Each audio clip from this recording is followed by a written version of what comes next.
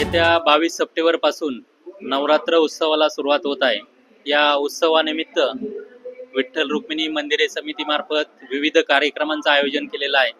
त्याच्यामध्ये विठ्ठल मंडप, रुक्मिणी मंडपामध्ये कीर्तन, भजन, त्याचप्रमाणे हरिपाठ विविध प्रकारचे कार्यक्रम आयोजित केलेले आहे।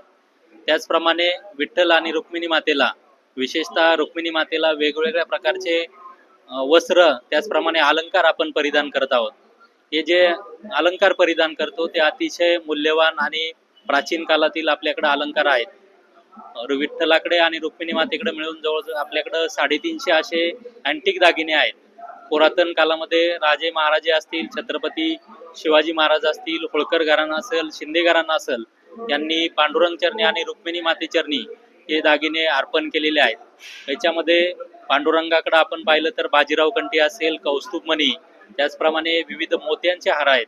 रुक्मिणी मातेकडे सुद्धा आपण पाहिले तर शिंदे हार हा अतिशय अँटिक असा दागिना आहे। त्याच्यामध्ये हिरे, माणिक, मोती याचा वापर करून आणि सोन्याचा वापर करून अतिशय मौल्यवान असे दागिने बनवलेले आहेत। हे दागिने आपण प्रत्येक दिवशी वेगवेगळ्या प्रकारचे अलंकार रुक्मिणी मातेस परिधान करणार आहोत। त्यामुळे नवरात्रात येणाऱ्या भाविकांना निश्चितच एक रुक्मिणी मातेचं वेगळं रूप पाहायला मिळणार आहे।